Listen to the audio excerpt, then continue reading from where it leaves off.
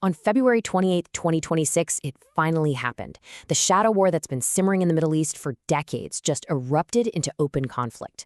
What used to be a fight with spies and cyberattacks, well, it's now a full-blown war. Today, we're going to break down exactly what Operation Epic Fury is and what its aftershocks mean for all of us.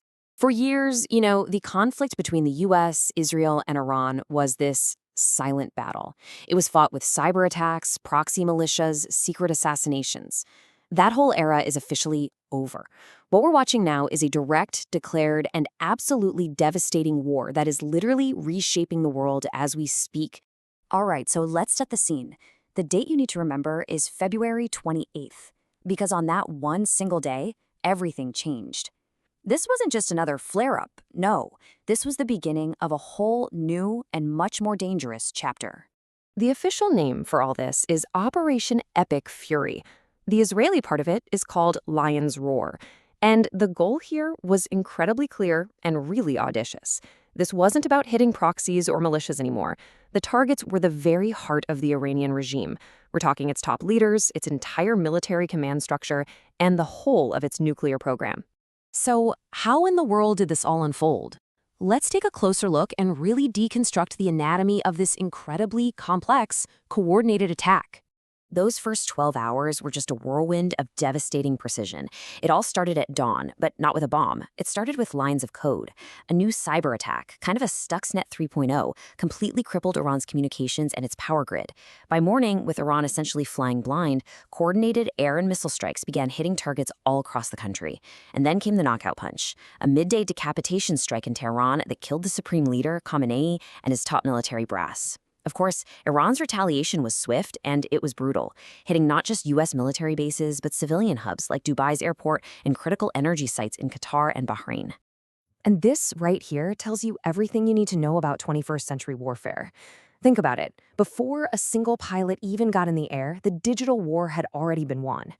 Crippling Iran's ability to talk to its own military wasn't just some opening move. It was the decisive blow that made the whole physical assault even possible. Now, an attack of this scale and complexity, it doesn't just happen overnight. This conflict didn't come out of a vacuum. It's the result of years of simmering tensions, failed diplomacy, and some really big strategic gambles. This quote, it just hits you. It's a powerful reminder of the human cost. Because amid all the geopolitical chess moves, you have millions of ordinary Iranians, many who were just protesting for more freedom, who are now caught in the crossfire, stuck between a regime they despise and a foreign military assault. So what were the final catalysts that actually lit the fuse? Well, first, the final collapse of the nuclear talks. That basically slammed the door on diplomacy.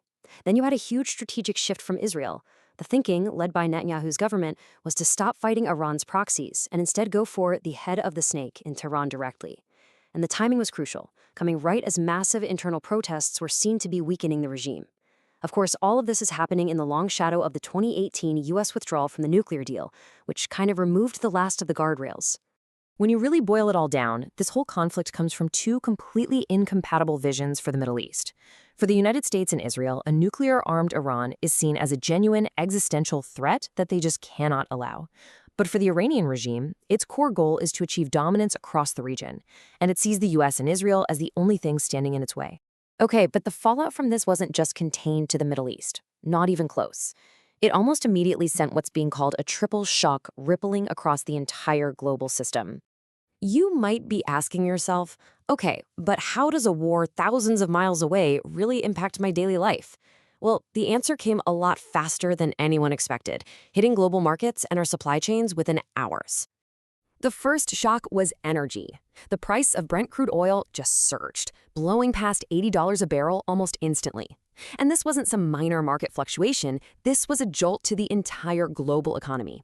It's a signal of higher prices at the pump for everyone, everywhere. And here's why that happened. A staggering 20%, that's 1/5, of the entire world's oil supply has to pass through this tiny little maritime choke point, the Strait of Hormuz. With the war breaking out, it's now effectively closed. That's like strangling one of the main arteries of the global economy. The second shock? A gas crisis.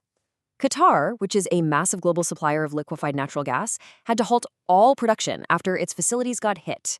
This is catastrophic for Europe and Asia. They depend on that gas to power their industries and heat their homes. we could be looking at a very cold winter and a major economic recession. So that brings us to the triple shock, right? First, an energy crisis driven by oil. Second, a gas crisis driven by the halt in LNG supplies. And third, a huge geopolitical rift. Russia and China immediately condemned the attack, which has isolated the US and Israel and created this brand new, very dangerous divide in world politics. So this all leads us to the most critical question of all. What happens next? I mean, the old order is completely shattered. Right now, we're looking at three profoundly different futures, not just for Iran, but for the entire region. Let's break these down. Scenario A is regime change. With its leadership decapitated, the government in Tehran could just completely collapse. That could maybe lead to a secular democracy, or what's probably more likely, a military junta takes over. Scenario B is regional contagion. This is the nightmare scenario. This is where the conflict spirals out of control and pulls in other big players like Saudi Arabia, Turkey, and maybe even Russia. And then there's scenario C, which some analysts are calling the Trump deal. The idea here is that a new, more pragmatic leadership emerges in Iran that, basically facing total annihilation, decides to trade away its nuclear program in some kind of grand bargain just to survive.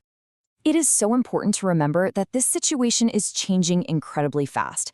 Everything we're talking about is current as of March 2nd, 2026, but events on the ground are literally changing by the hour. To put it bluntly, one source told us this, quote, "We are currently in the most dangerous window of the 21st century. The decisions that are made in the next few days and weeks are going to echo for decades." Which leaves us with this one final critical question. This war was started with the stated goal of creating a safer, more stable Middle East by getting rid of a major threat. But is that what it's going to achieve, or has it just lit the fuse on a much, much larger conflict that could burn across the region for a generation? Right now, that answer is still unwritten.